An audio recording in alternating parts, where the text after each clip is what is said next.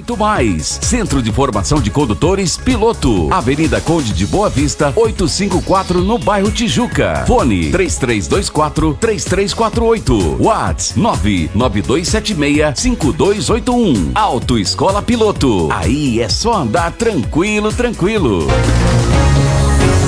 De segunda a sexta-feira, às 7 da manhã tem 106 News. 106 News. Notícias com respeito e credibilidade. Informações na dose certa. É só aqui, na sua nova 106 FM. Bom dia, com alegria. Nova 106 FM. A sua melhor manhã é aqui. Bom dia 106. Esta é a sua ZYT 607. Canal 292. Rádio Nova Atalaia 106.3. Campo Grande, Mato Grosso do Sul. A mais ouvida da região. Nova Atalaia 106. Estamos de volta com a melhor programação do seu rádio. Nova 106 FM. Nova 106 FM. Informa a hora certa. 7h27. Bom dia, 106. 7h27 na Cidade Morena. Você está... Deixa eu ligar aqui um pouquinho. Você está sintonizado nas ZYT 607, canal 262, frequência 106,3. Estamos transmitindo dos estúdios da Nova 106 FM, na Rua Ponta Porão 73, Vila Palmira, Grande Santo Amaro, Campo Grande, Mato Grosso do Sul. Está nos nossos estúdios ele que é guialopense, jardinense... Pastor Wilton Acosta, meu amigo, meu pastor. Bom dia, pastor. Bom dia, Mariana. Bom dia. Alegria estar aqui com vocês, participando desse bate-papo. Chamaram só de Wilton durante o processo. Claro. Wilton, eu costumo dizer que como nós temos bastante tempo para conversar, podemos passar das 8 se o assunto render, eu costumo dizer que nessa fase da entrevista eu apresento a história do entrevistado, principalmente a primeira vez que ele vem. Falo que as pessoas veem as pingas que a gente bebe, não os tombos que a gente leva. Né? E nem quantas vezes foi necessário levantar para curar da ressaca. Então, vamos lá contar a sua história. Você nasceu em Jardim. Nasci em Jardim. Porque Guialopes não tinha hospital. Essa é a história. Aliás, é a história de muitos guialopenses que tiveram que ir para Jardim nascer. Né? Agora já nascem em Guialopes, já? Não, você acredita que até hoje ainda acho que eles têm esse problema lá. Não tem ainda a suficiência, muitos ainda nascem em Jardim. Nossa Senhora. O tempo passa, mas as coisas continuam iguais. Eu tive lá esses tempos, perguntei, não, até hoje é assim ainda. Eu falei, gente, não pode. Saiu de Guialopes, qual a sua idade? 3 anos de idade, mais ou menos, 2, 3 anos. Aí fomos para Guialopes, aliás, Anastácio. Moramos um período no Anastácio, cheguei em Campo Grande com 7 anos, 77. 77. Você e sua mãe, quantos irmãos? Menos o Wilson, mais velho, né? 5, aliás, 7. 4 irmãos. 4 irmãos? 4 irmãos, porque os dois, o Wilson e uma outra irmã, uma ficou em Guialopes e o Wilson já não estava conosco mesmo nesse período. Já ficou por lá mesmo? Já ficou. E aí sua mãe veio para cá para buscar... Pra cá, segundo meu pai, para passear e nunca mais voltou. Ah, é? Seu pai que fala que sua mãe veio para passear? Sempre falou, foi passear e nunca... Deixou ele por lá sozinho? Assim, uma mulher guerreira que já estava sofrendo com o alcoolismo do nosso pai. Naquele período, acho que ela não suportou mais isso, né? Ela resolveu dar um basta. Nunca tinha vindo para a capital a primeira vez. Resolveu pegar todos os filhos, a gente menores, né? Veio para Campo Grande e falou, aqui nós vamos construir uma nova história. E foi assim que ela fez. Acho que como exemplo dela, muitas outras verdade. mães fizeram isso também. Verdade. A minha mãe não saiu. Meu pai foi comprar cigarro e não voltou mais. Mas o alcoolismo era uma coisa presente na vida da minha mãe. Muita violência doméstica. Nossa, a minha mãe tinha sinais de ferimentos, né, do meu pai quando bebia. Era uma figura muito simpática sem beber. Mas quando bebia se transformava. Meu pai, mesma coisa. Também a gente fala uma moça quando não bebia, mas quando bebia é impressionante. Aí minha mãe também veio para cá em 1965, veio para para Campo Grande, trazida pelo meu irmão mais velho, que já estava na base aérea. E aqui ela educou os outros 9 filhos menores. Eu sou o nono de uma escala de 12. Né? O velho bebia, mas não perdia tempo, não. Nós éramos em 6 lá. Mas o Wilton, vamos dar um pulo aí da sua infância. Eu conheci o Wilton em 2002. Eu costumo dizer que você é dos primeiros, se não o primeiro, mas dos primeiros evangélicos a levar a política para dentro da igreja como instrumento de luta, de organização, de defesa. Isso já nos anos 2000 você iniciava isso. Você ainda não era pastor na época. Não. Né?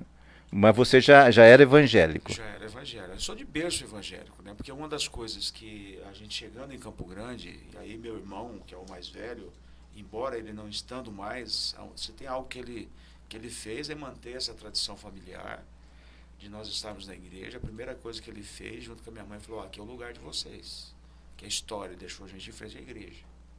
Isso é a primeira vez. Então, isso obviamente é uma tradição familiar. Nós somos presbiterianos, minha família toda presbiteriana, meus pais, meus avós, meus tios. A tua família toda Toda já vinha desse berço presbiteriano, né? Já frequentava. Meu pai já estava já há um bom tempo fora, mas a minha família, a gente sempre envolvida nisso. Então eu cresci dentro da igreja. Desde cedo, né? E a igreja presbiteriana, Maria, tem uma coisa interessante. A gente fica falando, de onde que vem essa... Porque não tem histórico familiar de participação política, não tem nada disso. Mas na presbiteriana, é interessante que a representação dentro da presbiteriana é a eleição. Ah, é? Para você participar, vai ser líder dos adolescentes. Os adolescentes se reúnem e votam e escolhem o líder. Os jovens é a mesma coisa. Para ser um diácono da igreja é eleição. Para ser presbítero é eleição. Para ser o presidente de uma junta diaconal é eleição. Tudo é eleição. Então eu cresci naquele ambiente. E paralelo a isso, na escola, foi uma coisa paralela mesmo. Na igreja e fora. Aí aprendi no movimento estudantil. Aí foi para o movimento estudantil, no Grêmio, os alunos elegem o representante da classe. Primeiro é o sala. É o líder da sala, você está ali na sala. A gente pegou aquela transição já saindo, entrando no processo de redemocratização, a transição do centro cívico para o Grêmio estudantil, então ali estava muito forte, você saindo do centro cívico e voltando para o Grêmio, a eleição de Grêmio. Eu peguei toda essa fase de participação, de representação da sala, Grêmio estudantil, a entidade municipal, a entidade estadual, a UBS nacional, isso tudo eu vivenciei. Os congressos todos de reconstrução da UBS, eu participei de quase todos eles, foram 7 congressos que eu participei consecutivos. Então, eu sempre ali presente, participando. Né? Depois desse período, a escola presbiteriana, a escola do movimento estudantil, te leva à militância política. Sim. Como é que você conseguiu inicialmente conciliar? Porque até os anos 2000 era muito raro. Tinha alguns pastores que já tinham sido eleitos, mas não era essa coisa, não era esse movimento que hoje tem. Sim. Eu me lembro que no final dos anos 90, acho que no estado tinha o Antônio Cruz aqui, que era evangélico, mas não tinha uma defesa, não tinha uma pauta. Era um deputado federal. Ele se utilizava do nicho eleitoral da igreja. Tinha e tem o hospital evangélico até hoje. Todo mundo sabia que ele era evangélico, mas ele não fazia essa pauta. Sim. Como é que foi isso internamente, você convencer pastores, bispos de que isso era necessário? Olha, acho que a nossa consciência maior da importância de participar, Mariano, foi na década de 2000. Em 2000 houve a discussão da reforma do Código Civil. Lá naquela reforma do Código Civil, existia um movimento para tributar as instituições religiosas. Então, aquela discussão da reforma e da possibilidade de uma tributação das instituições, de todas elas, isso nos forçou a liderança, eu muito novo ainda, participando, né, um pouco de longe disso, mas já com a expertise de organização. Então fui chamado para acompanhar isso em 2000, assim, de forma muito distante ainda, mas houve uma mobilização muito pesada nesse sentido de unir as igrejas, de unir a liderança, de não, a gente precisa acompanhar um pouquinho essa tramitação, acompanhar o Congresso Nacional. Então, em 2000, nós fundamos o FENASP, lá, que é o Fórum Evangélico Nacional de Ação Social e Política. Esse fórum, a partir de 2000, começa, então, a monitorar as iniciativas no Congresso Nacional. É uma ferramenta de unificação. De unificação. A gente começou ali com essa intenção de monitorar os projetos de lei, né, porque vem o PT para o governo, né, o PT come criancinha, o PT vai fechar as igrejas, etc. Tinha uma coisa muito forte, embora a igreja sempre se deu bem com o PT, porque o PT sempre dialogando e etc. Né, não tinha talvez essa militância muito pesada na questão dos costumes, na questão ideológica, isso lá atrás não tinha. Então era uma coisa muito tranquila, né? Mas tinha uma preocupação com a igreja. Então isso nos forçou a ir para dentro do Congresso Nacional, a fazer um trabalho de conscientização, de importância da nossa representação. Você olha para o Congresso, você não tem representante. Isso que você falou, você tinha um parlamentar lá evangélico, mas o cara não estava ligado na causa. Ele não estava lá para monitorar os projetos de lei, ele não estava preocupado com isso. Então, o fórum começou, então, a fazer um trabalho minucioso de formação, de visita, de ir para os estados, de fazer as conferências, de fazer os congressos, as jornadas nacional. Daí surge um Henrique Afonso, que é fundador do PT do Acre, professor universitário. Esse camarada, ele tem uma experiência com Deus muito forte, se converte e ele acaba sendo a principal voz de organização nossa nacional. Ex-deputado do PT, Henrique Afonso, hoje ele é vice-prefeito lá de Cruzeiro do Sul. No Acre. No Acre. Então, cara, excepcional. E a partir dali você vai juntando gente. Você me fez lembrar de uma fala que o Lula fez nos anos 80, que ele decidiu fundar e participar, porque ele tinha sido convidado várias vezes para participar de uma fundação de um partido e tinha se recusado. Ele dizia que o sindicato não tinha que se meter em política. Essa era a fala dele. Aí fizeram uma greve, aquelas greves dos anos 70, acho que 70, depois que ele foi preso, foi liberado, ele foi a Brasília fazer um lobby para uma questão de direito trabalhista. E todos os deputados que iam no palanque do sindicato em São Bernardo dizer que apoiava, nenhum votou com ele, todo mundo votou com o governo. Olha aí. Aí ele voltou decidido criar um partido que os trabalhadores pudessem eleger e votar nas causas deles. É mais ou menos um paralelo com esse negócio. Se você não tiver organizado, você não tem voz. A gente não avançou na questão partidária, né? Realmente, eu acho que lá atrás a gente fala, não, gente, vamos construir aqui também uma questão partidária, mas por mais que houvesse a consciência da liderança de participar efetivamente no monitoramento dos projetos de lei, ainda assim, até hoje, a igreja tem uma certa resistência efetiva de participar, de construir as candidaturas. Há um equívoco teológico muito grande nisso, né? Porque acho que a igreja e a religião não pode se misturar. Quando fala a igreja não pode se misturar com política, eles se remetem ao tempo da igreja, por exemplo, católica, que era o Estado. E não é isso. Quando você participa hoje da política, você não está falando que você tem que a igreja tem que dominar o Estado. Não é isso. Você tem leis que você precisa debater. Sob que ponto de vista? Uma política pública sob que ponto de vista? Uma educação pública a que ponto de vista? Uma saúde a que ponto de vista? Uma segurança, etc. Não, você pode trazer um conteúdo cristão.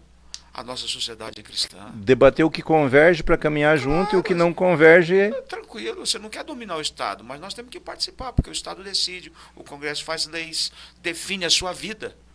Hoje, o Estado está querendo ser religião, porque ele está começando a se intrometer em dogmas religiosos. E aí, quando você fala de religião, quando o Estado tenta assumir essa função religiosa, então ela começa a mudar a cultura, ela começa a mudar comportamento, ela começa a estabelecer padrões. Aí já é complicado o Estado querer ser uma religião. Então você vê o avanço, na verdade, não é da igreja no Estado, é o Estado para dentro da religião, querendo dizer como deve ser o comportamento das pessoas, o que ele deve pensar, como ele deve se comportar. E isso, para nós, é muito perigoso. Por isso que há uma resistência hoje, uma militância maior para dizer ao Estado, aqui na religião, não, vocês não podem querer botar o pé dentro de vocês, aqui dentro do pensamento religioso, né? Então, por isso que há uma mobilização hoje talvez um pouco maior. Mas mesmo assim, com toda essa mobilização, você acha que a maioria das denominações religiosas ainda resiste a construir politicamente? Vamos só fazer um lembrete aqui. Eu fiz política há muito tempo, e você sabe disso, sempre me recusei a usar o templo e o púlpito para fazer discurso. Eu acho que lá quem vai lá vai buscar. Mas eu sempre defendi que o pastor, o padre, sei lá, o pai de santo, quem quer que seja, ao não usar o seu espaço, mas ele possa convocar na casa dele, ele possa orientar as pessoas, ele pode chamar a sua militância, ele pode discutir a sociedade de uma forma independente. Sempre defendi isso.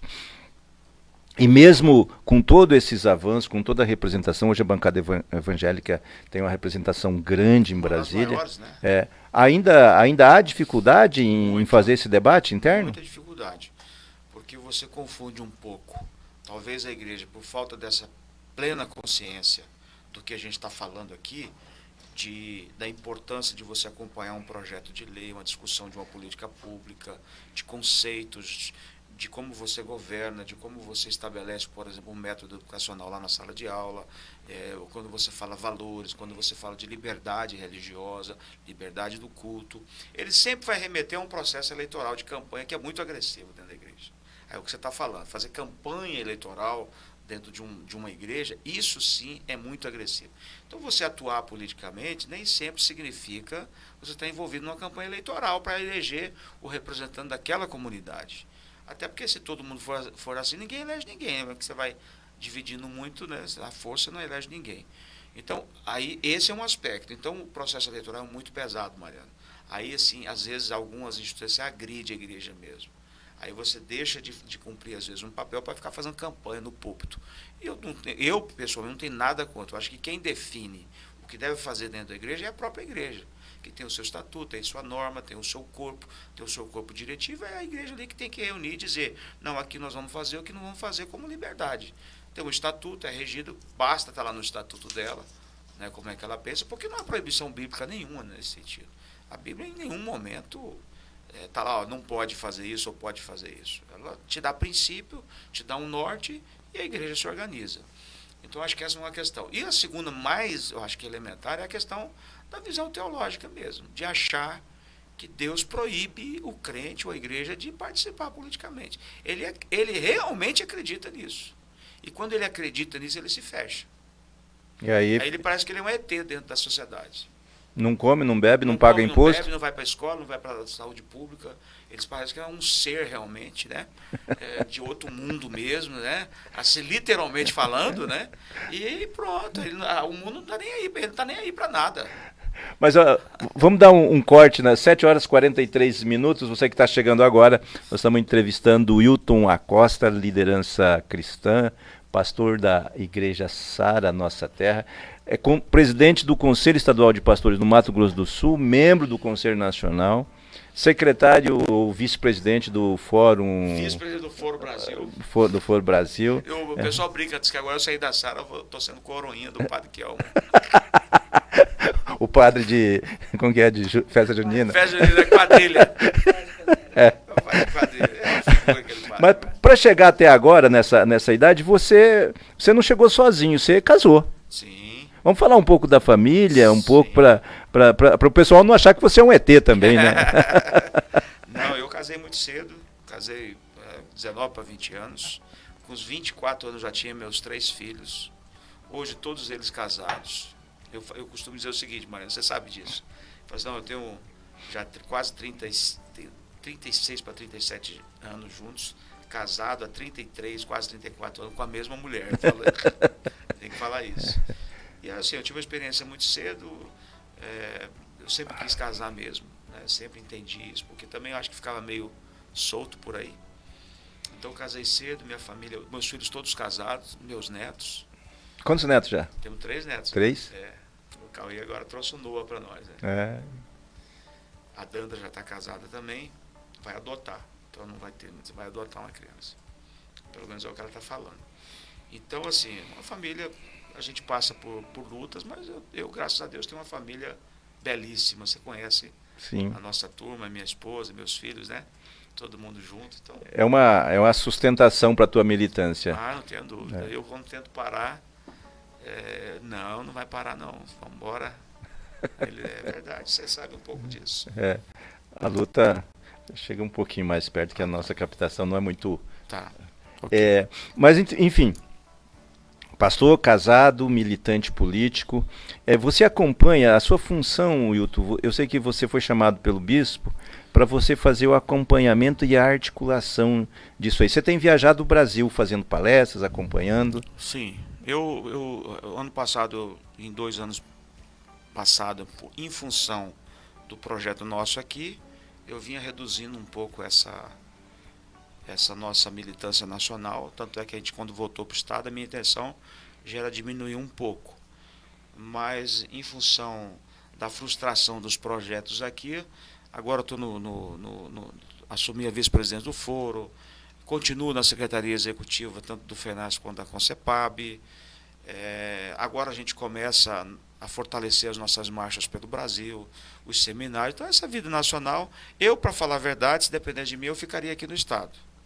Até pegando um adendo, Mariano, como no Conselho Estadual, que você citou, nós estamos realizando 35 marchas aqui no Estado. Esse final de semana foram 2, Coxim e Nova Andradina. Então nós estamos numa agenda... De Coxim para Nova Andradina. Eu cheguei de Brasília, já fiquei essa semana lá em Brasília, direto para Coxim, fiz Coxim, vim de madrugada, fomos para Nova Andradina. E nós estamos com um tema muito bacana, né? Se você me permitir, claro. Gostaria até de dizer o que a gente está trabalhando nessas marchas. O Mato Grosso do Sul está liderando o ranking nacional de estupro contra a criança, desde 2019, consecutivo. 2019, 2020, 2021, 2022. E se manter o ritmo, vai ser novamente em 2023. Eu falei, gente, não pode. Um Estado conservador, de uma certa forma, uma política ajustada, né? Você tem grandes nomes aí. Como é que nós vamos liderar? Como é que a gente continua liderando consecutivamente os casos de estupro contra a criança e a gente ficar tão indiferente a isso, não é? Então, nós lideramos os casos de violência contra a mulher no Estado. Caso de feminicídio. Tudo. Nós lideramos, aqui a Campo Grande lidera a experimentação de drogas até os 16 anos de idade. Ou seja, a criança como foco dessa história de abuso, de violência, ou seja, a violência doméstica no topo nacional. Então a gente colocou um tema de proteção à criança e estamos trabalhando isso em cadeia, chamando a igreja também, porque tem uma responsabilidade social, porque cuida de criança, porque lida com família, para a gente também poder focar isso, trabalhar essa luta contra a violência, especialmente contra a criança. Então nós estamos nesse esforço hoje estadual, para que a gente, de alguma forma, chame a atenção da sociedade, sobretudo da igreja, para que a gente possa trabalhar e, obviamente, diminuir esses índices, porque isso é uma vergonha para nós. Eu tenho conversado isso, falei isso com o governador, falei isso com a prefeita. Nós vamos fazer uma Semana da Criança agora em outubro, toda voltada, com diversão, com tudo, mas voltada, com a preparação, com cursos, com workshop, com conferência, para a gente poder dar uma preparação para os nossos professores, para aqueles que estão trabalhando com kids, para ter uma atenção um pouquinho melhor. Você está vendo uma criança que tem um comportamento diferente ali. Você vê que a criança perdeu o rendimento. Você vê que ela está tristonha, ela muda, porque é uma mudança de comportamento. O professor tem que começar a detectar e, de alguma forma, a gente começar a atuar nesses casos. Então, estamos focados nisso. Wilton, deixa eu fazer uma provocação agora para o pastor. Sim. Opa. Derruba não. Só falei que eu ia provocar, você... Não provoca muito. Não, porque a minha... Quando o padre, quando é confessado, ele tem o sigilo do confessionário, ele não pode fazer. No caso do pastor, no caso de uma violência doméstica, no caso seja contra a criança, seja contra a mulher, quando um membro da igreja masculino, ou sei lá, feminino, mas a maior parte da violência é feita por homens, quando é chegado na igreja, qual que é a orientação que a igreja vai denunciar? Ela está preparada, esse debate está sendo feito de que é crime, que ele precisa ser cumprido. Obviamente tem que ter o acolhimento da pessoa, mas vai incentivar ou vai dialogar com essa situação de ser feita a denúncia? Mariana, a gente vive essa questão, é um tabu enorme, né? É um tabu porque culturalmente a cabeça, eu acho que não apenas do religioso, mas até mesmo do familiar. A primeira atitude é proteger o abusador e não o abusado. Culturalmente, a família, o que vai fazer essa família? Essa família vai tentar de uma certa forma esconder esse cara. Vai tirar ele da cidade, vai mandar para a fazenda, vai mandar para uma outra, na perspectiva de resguardar a vida do abusador. Porque eles têm medo que vai preso, que vai morrer na cadeia, etc, etc, e esquece a vítima. Isso está impregnado na sociedade. É aquele tabu de proteção do abusador. Por quê? Porque é um pai, é uma mãe, é um tio, é uma irmã, porque quase 90% dos abusos contra a criança acontecem no seio familiar. Então nós estamos lidando com pessoas que do meu lado, de princípio que não tem suspeição nenhuma, mas é um cara do meu lado. Às vezes meu marido, a mulher não quer entregar o marido, porque muitas vezes ela tem uma dependência financeira, até emocional, de tudo. Como é que ela vai entregar o marido, que é a fonte de subsistência dela, para a cadeia, para ser preso, alguma coisa assim? Então ela não entrega. Ela está vendo aquela situação, porque esse é um grande problema. Ela está vendo essa situação que está acontecendo.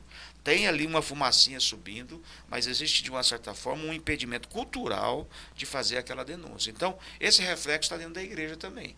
Aí tem uma corrente muito forte, não, a igreja não é polícia, a igreja não é o judiciário, a igreja tem que acolher, mas a igreja tem que acolher a vítima e não o abusador. Então, nós estamos trabalhando muito com a nossa liderança para dizer, gente, vamos quebrar esse tabu. Esse abusador, esse cara precisa ser preso em primeiro lugar, porque ele pode ser cuidado preso. Deve, né? Porque a igreja está lá dentro dos presídios. A igreja está lá.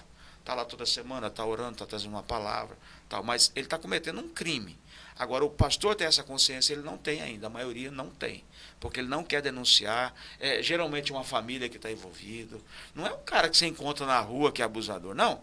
Às vezes é um membro dele, é um líder dele que está abusando. É um pai de uma família tradicional que se esconde. Aliás, quase sempre não. Sempre é amigo de alguém, né? Amigo de alguém, assim, muito próximo, que não está sob suspeita, Mariana. Então, como é que você entrega esse cara? Você tem essa percepção de tentar cuidar dessa pessoa, né, que está abusando. Então, isso é um tabu que precisa ser quebrado, isso é um trabalho de conscientização. Existe uma lei de responsabilização do líder, seja ele qual for, do profissional de saúde que está detectando um possível caso de abuso e não fornecer o crime, não fazer a denúncia. Ele vai responder por isso também, por omissão. Eu sempre digo o seguinte, que a denúncia, você não precisa ter prova de nada da denúncia, você não tem que provar nada, porque geral, não, mas eu não tenho prova. Não, você não tem que provar. Você tem que oferecer a denúncia para que a autoridade policial, para que o judiciário vai lá e faça a investigação. Agora, a denúncia irresponsável também é crime. Se ela fazer uma denúncia simplesmente para destruir a reputação de alguém, que vai expor alguém, aí ela também vai responder por isso, né? De qualquer maneira, nós temos que trabalhar com o lance da denúncia, gente, denuncia. Dizer para a mulher, não, você vai conseguir sobreviver, Deus vai te abençoar. A igreja está ali para ajudar essa mãe, essa família, essa criança. Então, Mariana, isso é um tabu muito grande. Nossos líderes, infelizmente, na grande maioria, não está preparado, porque ele ainda tem, entre aspas, essa ideia que ele tem que cuidar do abusador e não da vítima. É um contrassenso, né? Mas ainda é uma questão cultural. Mas, enfim, existe já uma preparação para esse debate? Esse debate, você é pioneiro, você começou o debate ideológico da política na igreja. Você acha que está tendo, pelo menos a igreja está despertando para esse lado? Tá. A maioria, as instituições mais estruturadas, né, as instituições históricas, hoje, eu vou colocar um nome que eu nem gosto desse nome, né, mas as neopentecostais, elas já têm uma estrutura maior, né, de formação, de preparação. A gente tem muita gente, muitos profissionais, estão dentro da igreja, né? Então, assim, a gente está avançando muito. Pode ter, não chegamos lá ainda não.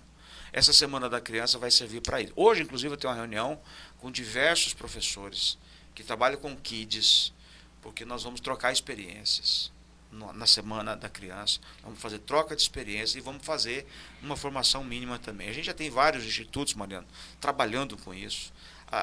Essas igrejas mais estruturadas têm departamentos específicos já trabalhando com a proteção da criança. Claro, eu te falei, não é o que a gente ainda deveria ter, mas a gente já começou. Não é nenhuma Suíça, mas... Não, já começamos. já está início. Mas quando você é um índice tão elevado, a gente fala, não, nós não estamos fazendo nada.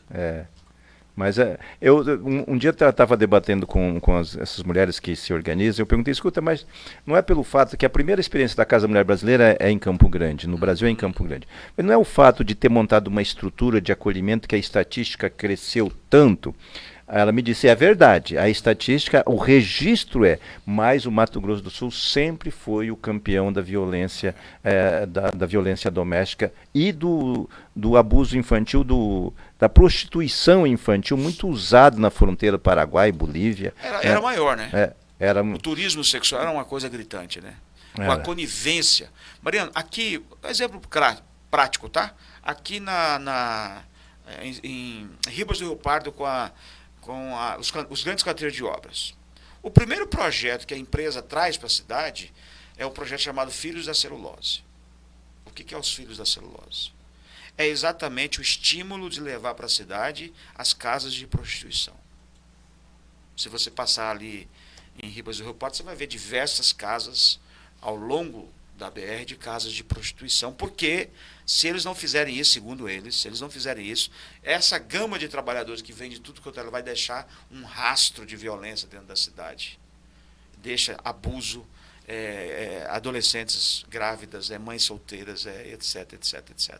Então, a primeira providência que o cara, antes da obra chegar, eles vêm já estimulando para a primeira leva de trabalhadores as casas de prostituição. A indústria do sexo. A indústria do sexo. Exatamente para tentar minimizar o efeito na cidade. Se tem algum amparo científico... Os caras estão fazendo isso. E a gente fez um debate. Não, você está maluco? Mas quando o cara vai debater um assunto desse, quando o cara traz essas informações, cara, você fica até um pouco, sabe? Fica meio sem discurso. Sem discurso. Nós somos contra a prostituição, mas eu também sou contra esses caras virem aqui sem preparo nenhum, porque o prefeito quer levar a obra para a cidade dele, mas não tem preparo nenhum, não tem moradia, não tem saúde, não tem educação, não tem nada. 10 mil pessoas chegando de tudo quanto é lugar.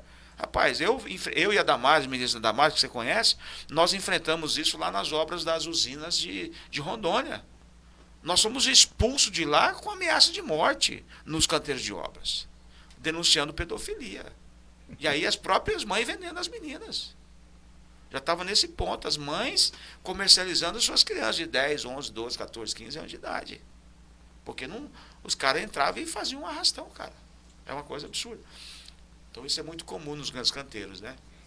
Então, além da preparação, tem todos esses investimentos nas grandes obras. Você me fez me lembrar quando fala assim, quem é esses caras? Quando a imigração italiana, que a Europa começou a despejar gente aqui no Brasil, plantio de café, devia, o Estado sem nenhuma preparação para acolher, é um negócio tranquilo. Mas, Wilton, eu fiz um convite, 7 horas e 59 minutos. Vamos para o break, Mariana?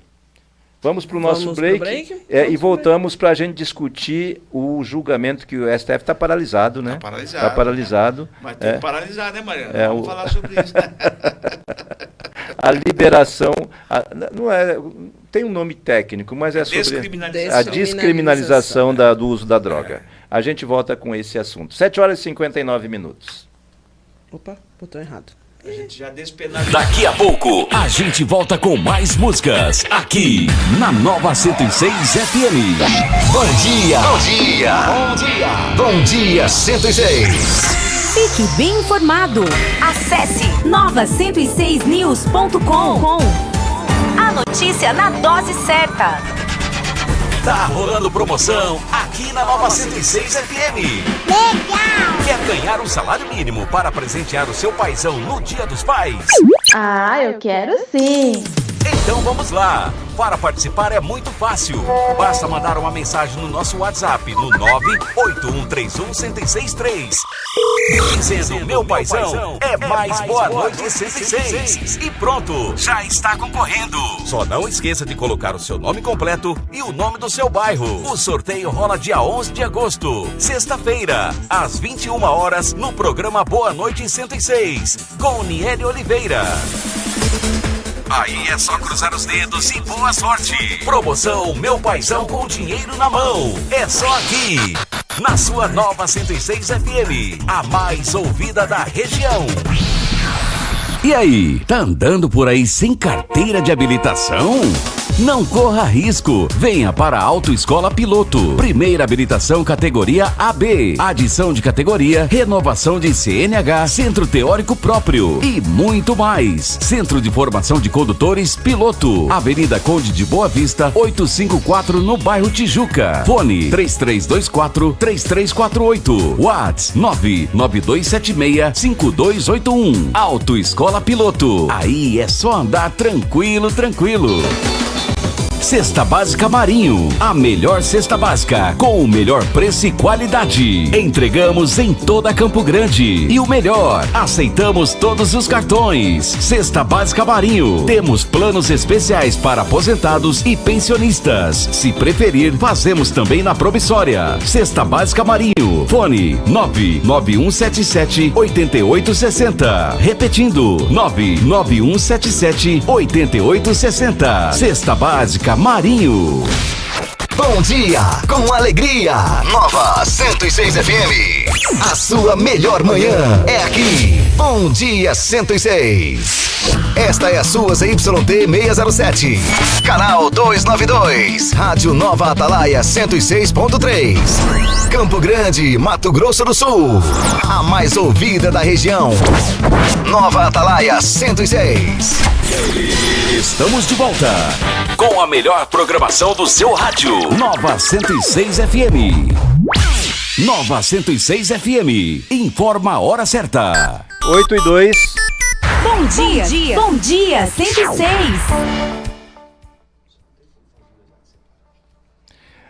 8h02, você está sintonizado na 106,3 YT 607, canal 262, transmitindo dos estúdios da Nova 106, a rua Ponta Porão 73, Vila Palmira, Grande Santo Amaro, Campo Grande, Mato Grosso do Sul. Boa tarde, Londres, boa noite, Tóquio, todo mundo nos ouvindo aqui. Estamos conversando com Wilton Acosta, pastor, militante cristão, presidente do Conselho Estadual de Pastores no Mato Grosso do Sul, secretário do FENASP, vice-presidente do Foro do Brasil. Foro do Brasil. Não é o Foro de São Paulo, não vai confundir.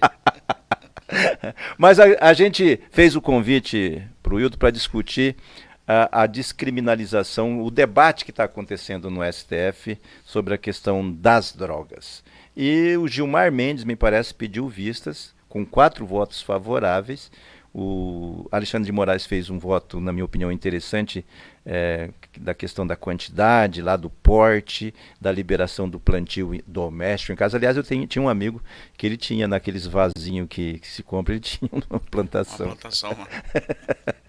Do uso próprio dele. Eu ia ele contar a história da minha avó aqui, mas não vai dar tempo.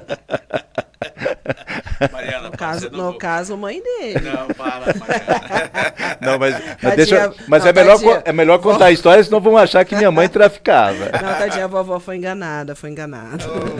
Não, um amigo, um menino, chegou lá e deixou uma planta para ela. Dona Ramona, cuida aqui essa planta para mim, que eu não tenho onde cuidar e tal. E ela cuidava a planta pro menino, todo dia regava. Aí um sobrinho meu que conhece, falou, vó, o que você tá fazendo com essa maconha aqui? Falou, que maconha, guri? Me respeita. Mas é maconha. Ela estava regando a planta pro menino lá, pro vizinho. Tadinha da vovó. Sorte desse guri que ela não foi atrás dele. 8h04 na cidade de Morena. Wilton, como é que tá?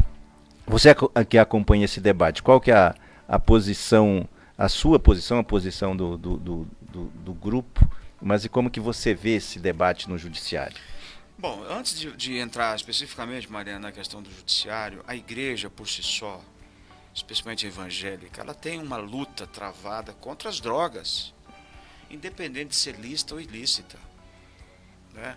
A igreja ela se posiciona num aspecto muito tranquilo, porque além de ser um problema da saúde pública, nós sabemos disso. Acho que a igreja ela tem um trabalho extraordinário com as pessoas que sofrem com a questão das drogas.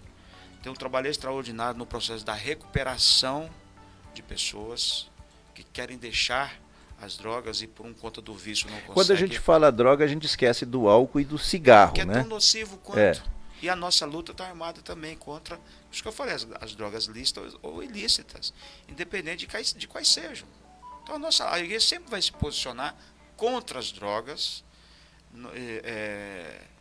Tanto é, só fazendo um adendo, a questão do tabaco que você citou e do álcool é tão nocivo ou pior do que a própria droga. Uma maconha, por exemplo. O caos de saúde pública, ela basicamente ela é oriunda da questão das drogas lícitas. Né? O câncer de pulmão, pulmão, os acidentes de trânsito por embriaguez. Então você tem um problema da sociedade que as drogas, além de trazer um vício para a pessoa, né? Você uma pessoa viciada e você sabe do que eu estou falando, ela não tem o controle. A gente falava dos nossos pais, né? O alcoolismo, a violência doméstica. Exatamente. A desestruturação familiar é muito em função do vício no álcool. Então há uma posição da igreja, não é uma questão ideológica, é uma luta da igreja no sentido de lutar contra as drogas, mesmo lícita ou ilícita. Agora, o Supremo Tribunal Federal, e aí é uma fala minha, e não apenas minha, de quem concorda com isso, desse ativismo que precisa ser freado. O fórum de debate não é o Supremo, Mariana. O Supremo não pode querer legislar para o país. Nós estamos tendo diante de um dos piores legislativos no momento que não assume a responsabilidade de pautar esse debate. Esse debate tem que ser lá no Congresso Nacional, onde tem a representação popular. Lá no Congresso Nacional, tá os nossos representantes, os representantes da sociedade, que tem um foro legítimo para fazer esse debate. Agora vai os ministros querer discutir algo que está expresso na legislação. Então, antes de entrar nesse debate, o Supremo Tribunal Federal não é a casa legítima. E aí eu acho que pela primeira vez a gente tem uma posição do Pacheco de poder dizer com clareza. O Supremo, no caso da enfermagem, a gente tem outros, né, mas ele só citou os dois. No caso da questão da enfermagem e das drogas, o foro de debate é o Congresso Nacional. Eu acho que o Gilmar já tinha essa posição, que iria sofrer se eles continuassem com o debate. É por isso que o Gilmar Mendes, na verdade, o Gilmar é o relator da matéria. Ele já votou, inclusive. Então ele retirou de pauta, ele suspendeu o julgamento. Entendeu? Por quê? Porque ele já sabia dessa posição do Pacheco e o Pacheco foi muito claro. E aí cresce a tese do ativismo judicial, cresce a tese de você restringir um pouco a função da Suprema Corte, no sentido de o cargo do ministro não pode ser vitalício, tem que ter um mandato, essas teses vão aumentando. A tese de impeachment o ministro, quando extrapola numa decisão, isso vai crescendo no Congresso Nacional, por conta desses arroubos do Supremo Tribunal Federal. E não é apenas nesses casos, mas eu acho que isso fez com que o Gilmar Mendes segurasse a votação e eu acho que, obviamente, eles vão tentar chegar num consenso.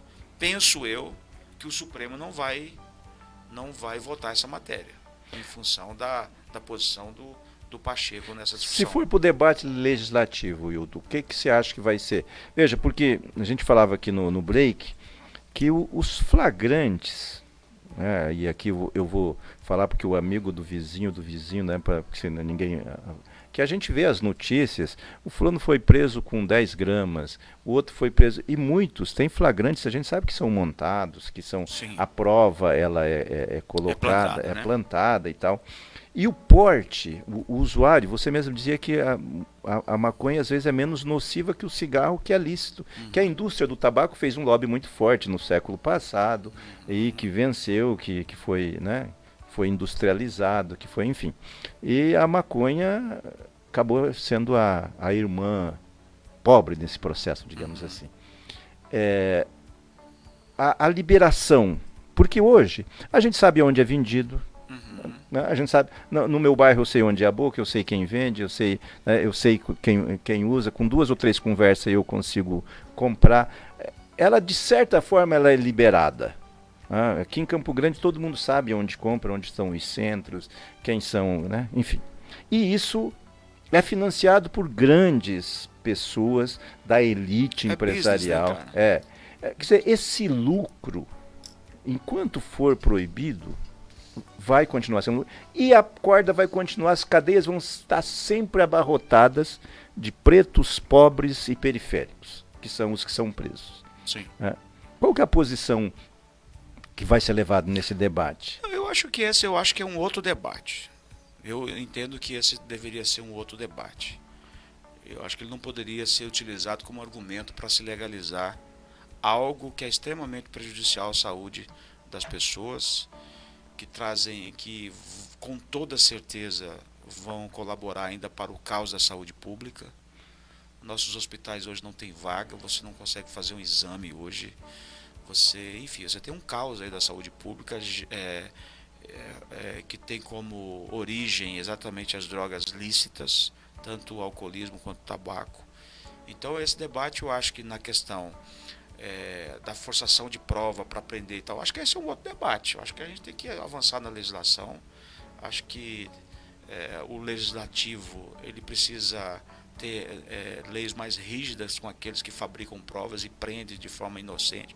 Acho que esse é um debate que tem que ser paralelo a isso. Porque senão, Mariano, você vai, com base nisso, você vai legalizar tudo. Porque você tem a realidade da pedofilia. Você vai legalizar a pedofilia? Você vai tributar a pedofilia agora, os sites, os programas? Porque já é uma realidade. Nós estamos falando de algo que acontece dentro do seio familiar. Então você vai legalizar? Não. O Estado deveria combater, ou no mínimo ser razoável no debate. Por exemplo, do jeito que o Supremo Tribunal Federal está querendo legalizar o uso da maconha, ainda a venda continua crime. Ué, o cara vai comprar essa maconha de quem? Assim, no sentido prático, vamos para a praticidade das coisas. O porte está legal, vai ter uma quantidade, mas ele vai comprar de quem? Onde que ele vai comprar? Ele vai comprar do traficante. Porque se a venda, como é que você vai tributar isso? Você vai legalizar a maconha, pensando numa questão de tributação, porque eu acho que é o grande debate também por trás disso, principalmente do Estado que quer ganhar com isso. Ué, você vai tributar como se a venda continuar crime? Eu acho que o Pacheco foi feliz, falou, todos os países que fizeram a legalização da maconha, eles pensaram a venda também. Tinha uma legislação para venda. E eu acho que é isso que o Congresso vai ter que debater. Ou proíbe de vez, ou se for liberar, então tem que ter uma cadeia toda de uma estrutura legislativa, de um aparato judiciário, que também legalize a venda. Então essa está incoerente. Então os caras, para fazer uma meia-culpa, liberam o consumo, mas continua crime a venda. Quem ganha continua ganhando na forma ilícita, claro. e ganha horrores, né? E não se expõe. E não, né? Vai se expor. Pousa de bonzinho, de cidadão do Maria, bem. Você usou, claro, a questão do cigarro. O tabaco foi legalizado, mas acabou o contrabando? Mato Grosso do Sul é um dos países que mais fazem contrabando de cigarro. Você sabe disso? Na verdade, é o caminho, né? A rota. É a rota. É a rota. Tá aqui. Verdade. Mas, enfim... Isso não acaba, né? Porque o crime, ele não vai botar o DNA dele no crime. O crime sempre vai continuar sendo criminoso. Você acha que esses caras que vendem, que tá na margem da sociedade, esses caras que operam, que usam do dinheiro da droga para cometer outros crimes, você acha que o cara vai querer tributar, vai querer abrir um CNPJ para vender droga, cara? Fala assim, vamos no debate. Eu não tô falando com o consumidor lá na ponta, tá, Mariana? Que é uma coisa, né? O consumidor, o cara que tá consumindo lá, é uma coisa... Eu separo também desse debate. Agora, nessa cadeia, o criminoso vai botar o DNA dele numa empresa, vai... Rapaz, nós estamos falando de crime organizado. Esses caras, quanto mais oculto eles ficarem, melhor para eles. Mas tem a parte medicinal das pesquisas que se faz com cannabis, com essa... Isso está sendo gradativamente... Se fosse para provocar, eu ia te perguntar qual. Mas não vou perguntar, não vou te provocar. Até as pesquisas, eu vou qual? Não, porque tem as informações que vêm das crianças para epilepsia, para dor, sim. O analgésico que usam para... Isso já está liberado, Mariano. Isso já está liberado. Mas o plantio, a industrialização... A indústria, isso que é a questão, é a outra coisa. A quem interessa o plantio? É o business do agronegócio. Ele não está preocupado de fato com a saúde. Porque se estivesse preocupado, os remédios, eles já têm de uso sintético, já está liberado. Acho que a legislação poderia avançar nisso. Já tem tecnologia para isso, já tem o uso sintético disso. Então, porque a Anvisa já liberou, os produtos. Então como é que o cara vai processar, Mariana, vai plantar um pé de maconha dentro de casa e ele vai processar aquela planta para tirar um remédio, vai separar quimicamente. Como que ele faz isso com plantio dentro de casa? Ele não vai fazer isso. Porque você tem que empregar a tecnologia para separar o uso medicinal que defendem aí os especialistas na área, que você pode extrair uma parte ali da substância para poder fazer o uso medicinal. Como que uma mãe vai plantar um pé de maconha e vai fazer isso? Então nós estamos falando de uma coisa que você já tem a tecnologia para isso, você tem o produto sintético, a Anvisa já liberou, talvez tenha que ampliar isso, liberar definitivamente, fazer com que as mães tivessem acesso a esse medicamento. Mas esse é um debate que está acontecendo, se freou no tribunal. Sim. Vai para o Congresso. Você acredita que esse Congresso está preparado para fazer esse debate? Eu acho que sim. Hoje, por exemplo, nós éramos radicalmente contra o uso medicinal. Hoje não. Já avançou? Já avançou. Tanto é que já foi feita discussão nesse sentido. A nossa bancada, boa parte dela é favorável ao uso medicinal. Mas não do jeito de falar, vamos plantar aqui maconha em casa. Isso é uma loucura, que isso não vai acontecer.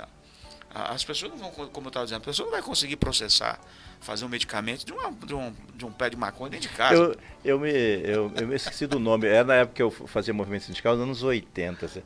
Mas é bom até que eu não lembro o nome dele, senão eu ia fazendo denúncia. Mas ele tinha uma técnica para preparar o cigarro. Eu fui um dia tomar mais cerveja, almoçar na casa dele. Aí depois do almoço ele foi e preparou, pegou a frigideira lá, torrou, fez o cigarro dele lá. Para o cigarro tem técnica. Para fazer o óleo, para tirar o óleo, acredito que não. Mas para produzir o cigarro, não, com certeza. Ele consegue. Com certeza. Mas é isso que eu estou te falando. Aí você também trabalha. Quer regulamentar? Quer fazer isso? Pô, faz isso de uma forma... Nós somos contra, sempre a igreja vai ser contra, por conta dessa questão do vício da saúde pública. A igreja sempre vai trabalhar. A gente sabe o que as drogas causam numa família, numa mãe, numa criança. A gente sabe. Nem todo mundo é igual. Tem gente que se afunda mesmo. Começa com álcool, com cigarro, com a maconha, e ele vai para outras drogas. Nós somos o país que mais consome maconha e cocaína no mundo. Aliás, um dos maiores consumidores, acho que o segundo país de consumo de maconha e de cocaína. Daqui a pouco, o Gilmar Mendes, se depender do Gilmar Mendes, o relator da matéria, ele vai incluir todas as drogas, porque ele já declarou isso. Ele não está falando só de maconha. Se depender do Gilmar Mendes, ele vai liberar todas as drogas, né? Então nós estamos num debate muito maior do que simplesmente contemplar o camarada que está realmente fazendo o consumo. Nós estamos num caso muito maior daquele camarada que está no consumo e que às vezes a autoridade policial vai lá e foge para prender aquele camarada. Então nós estamos muito maior do que isso. Você está discutindo um business do agronegócio que vai gerar muito lucro para os caras que têm interesse, que têm capacidade de plantio, de produção. A bancada ruralista, boa parte deles são favoráveis. E olha que são caras conservadores. Essa pauta não tem nada a ver com a pauta conservadora, de direito, não. Eles são conservador quando contra o interesse deles. Os caras estão defendendo. Mas quando é ganhar grana, eles são bastante liberal. Os caras estão quietos e torcendo para regulamentar, porque os caras obviamente vão lucrar muito se permitir o plantio. Porque a legislação que estava, independente dessa aqui do Congresso, que está tramitando no Congresso, está falando de alimentação, está falando de balinha de jujuba de maconha, está falando de bolachinha, está falando de comida, de refeição, de bala para criança. Claro que não é assim também, mas é disso que nós estamos falando, não é só a plantar maconha. Então eu acho, Mariano, que um debate desse não pode, o Supremo está errando demais. Nós vamos ter um caos no país. Aí sim as autoridades vão prender todo mundo, porque alguém vai estar vendendo esse trem. Mas você não acha que a iniciativa, pelo menos do debate, se o Congresso até hoje não tomou a iniciativa para fazer, ou ninguém teve a coragem de colocar com essa iniciativa, com agora freado, você diz, pode ter uma negociação entre os poderes, ou vocês debatam e criam a norma, ou nós vamos liberar por aqui e tal, pelo menos, né? Vamos fazer isso. Porque tem o princípio de Montesquieu diz que esses caras têm que se conversar entre si. São poderes independentes, mas que conversam entre si. E pelo jeito não estão conversando. Porque não é possível. É um assunto que desde que eu me entendo por gente, ele é debatido a Ele droga. é debatido, mas no nosso ponto de vista, nós deveríamos fazer uma frente contra as drogas. Acho que esse pensamento não vai mudar. Nós temos, o tabaco você fumava em tudo quanto é lugar. Você tem uma legislação de proibição. Você já teve um reflexo na saúde pública, na vida das pessoas. Todo mundo sabe quem é viciado nas drogas, quem é viciado num álcool, que é no alcoolismo ou no próprio tabaco. Quando deixa, sabe o benefício que isso dá para a pessoa, enquanto ser. Então, acho que a luta do Estado, até mesmo para ter um olhar da saúde pública, da estabilização familiar, é uma luta permanente contra. Isso não tem nada a ver, porque tem a ver com o indivíduo, com a saúde do indivíduo. Você não pode encarar esse debate só no ponto de vista do direito. Se você for encarar só no ponto de vista eu tenho direito, aí você tem que discutir todos os direitos, tudo que a pessoa quiser fazer. Então, ela tem. O Estado não. Rapaz, as forças policiais não têm condição. O sistema de saúde não distribui remédio, Mariano. Tem exame que levar 1 ano, 2 anos para o cara fazer. Então, acho que, pelo menos no nosso ponto de vista, o esforço do Estado deveria atuar contra as drogas. Todas elas. Restringir, atuar, trazer consciência. O Estado hoje já está. Você vai fumar uma carteira de cigarro, o cara já bota uma foto, você está fumando, beleza, mas isso aqui que causa isso aqui, a consequência. E isso vai diminuindo um pouco. Antigamente você via todo mundo fumando, hoje não, você já tem uma consciência. Tem uma piada desse negócio, quando surgiu aquele negócio, tinha o cara, a impotência e o câncer. E o cara pede a carteira de cigarro, aí vem o da impotência. Ele falou, não, me troca pelo aquele que dá câncer. Aquele outro lá. Esse aqui não mexe, não. Então, se você olhar no campo da saúde pública, do ser humano enquanto indivíduo, se você olhar para essa questão estrutural, nós deveríamos ter a obrigação de lutar contra, não favorável, só por conta do direito que algum quer ter.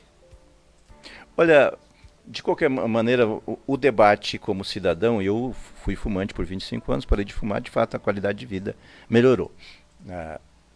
E isso parei de beber também, né? Não tomo porre faz mais de 20 anos. Não sei se melhorei nesse aspecto, mas pelo menos já estou fazendo 64 anos esse mês, então... Tem que perguntar para a esposa, tem que perguntar para os amigos mais de perto para ver se melhorou ou não. Para a filha Mariana, a Mariana é meio suspeita.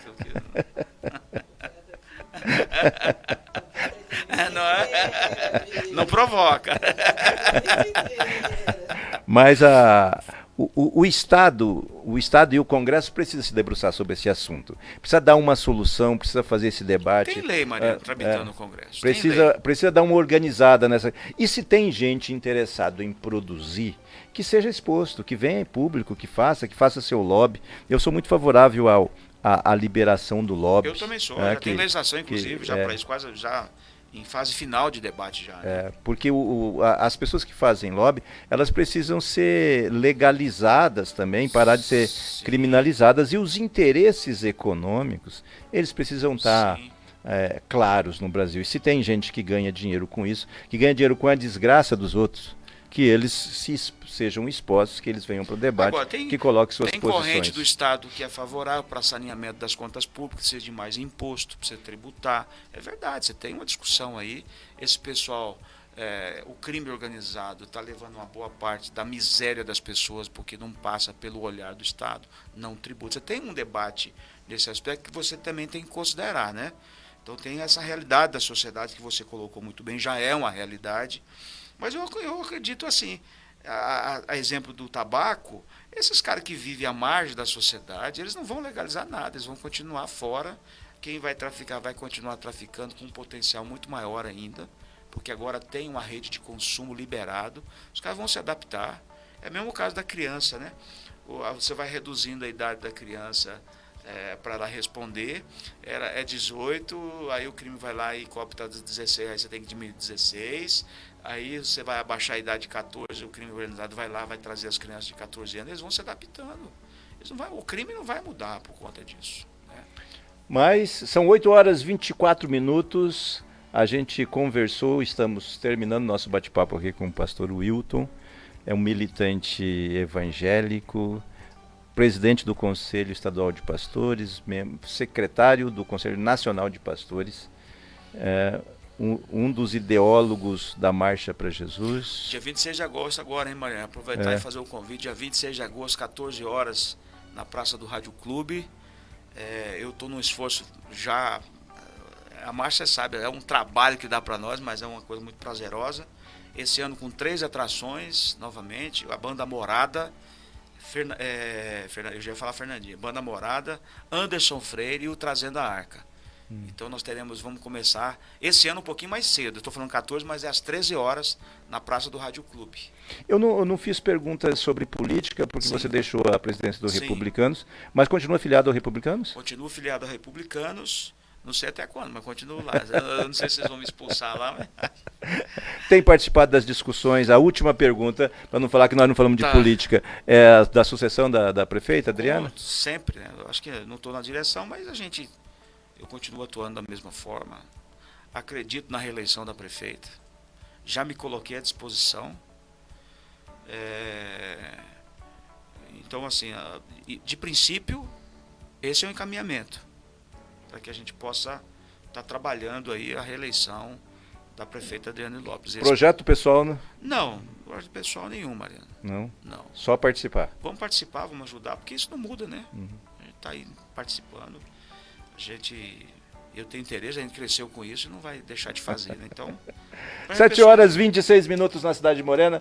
Wilton, se eu deixei de perguntar alguma coisa, se tem alguma coisa que você queira falar a respeito do seu trabalho, da sua missão, fique à vontade para colocar nas suas despedidas agora. Falou? E já antecipadamente agradecer a gentileza do bate-papo. Mariano, eu que agradeço. Na verdade, eu estava falando, Mariano vai me chamar para ter um papo lá.